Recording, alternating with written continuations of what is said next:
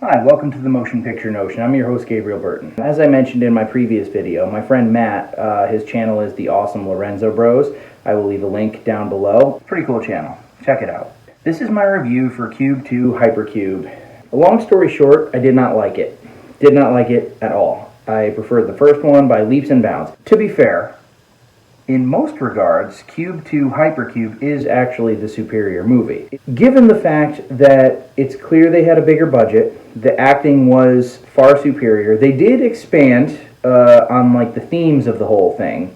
You know, there was a lot of things to do with like the sort of space-time continuum, and it's sort of like each area of the cube, each individual room sort of has its own laws. Like it falls in a different place in like time space. So it's sort of like it could be a different time in your own dimension, or it could be the same time in a different dimension, but it all revolves around the same characters who are trapped in this cube, which is a really cool idea conceptually. Now, they did borrow the same ideas from the first film in that like there was that one, you know, sort of scumbag character. But I was okay with it. I really got like kind of engaged with the movie. Before I go on, I would just like to point out that in my first video, I said, I wonder if Saw picked up any cues from this movie Cube.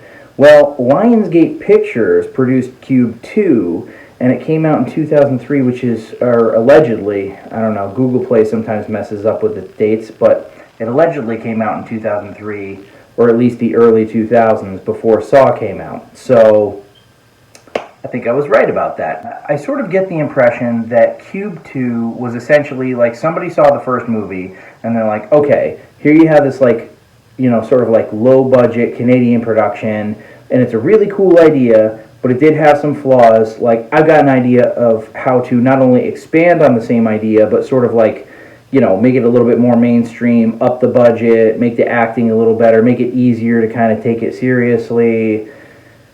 But here's the problem with the movie. The ending. Up until that point, even though they did borrow themes from the first movie, it still was superior in many ways. And like the first film, there are like etchings in each room of like mathematical shit, and they find this like sort of like recurring number. Well, essentially at the end, spoilers by the way, you come to find out that the numbers that were listed in every room are essentially like the countdown, like the end of the countdown for when something's supposed to happen. The space-time continuum within the cube is supposed to sort of like collapse in on itself. And they figure this out before the end of the movie, like literally right as it's about to happen, but it's sort of like it's beyond their control, you know what I'm saying? Like, it just sort of happens. The fact that they figure it out is irrelevant. It's just sort of like, this was gonna happen anyway.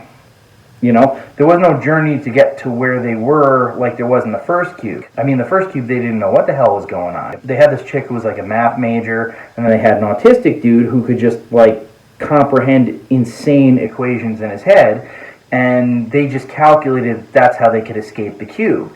And the ending is like really up for interpretation because you don't even know what's waiting on the other side, you know? But they had to work to get to where they were. They escaped the cube at the end of the movie, but they did so through a journey, through like problem solving and shit. And not that there wasn't any problem solving in this movie, it was just sort of like, yeah, this thing's gonna implode, and just hop through this thing and you'll get out. And then, frankly, the ending didn't make a whole lot of sense. It didn't, like, it was kind of anticlimactic. It didn't really build to anything.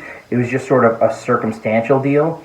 And then when whoever survives gets out, it's just sort of like you find out, yes, it was run by people, and yes, it is an experiment, and then they shoot her, and then that's it. And I almost sort of felt like they were setting up for a Cube 3. And I was sort of like, man, that was a real cop-out. I've said this time and time again.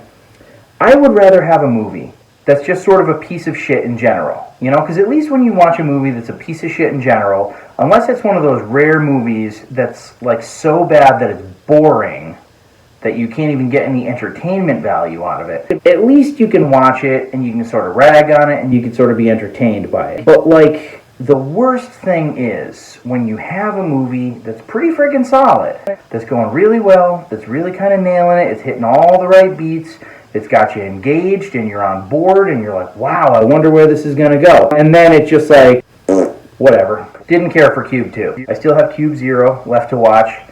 I was in the process of watching it last night, and I literally probably didn't get 30 seconds into the movie. I saw one dude missing a shoe, and I'm like, okay, they're going with this whole thing again. Who knows? Maybe Cube 0, maybe I'll actually like it. I've heard pretty much unanimously from everybody that's a garbage movie, but I have a weird taste in things, so who's to say? But Cube 2, Hypercube, not a fan. It was a missed opportunity, I feel. I still prefer, for all of its flaws, I still prefer the original. I think that it was a creative idea, and even the parts that were like kind of a little bit lame or over the top, it had the same charm as like, you know, maybe how an 80s film has become outdated by today's standards. But this one, nah. There was less of an excuse for it to be what it was, and that ending was just, it was just lazy, frankly. So, yeah, that's my thoughts. Alright guys, that's all she wrote.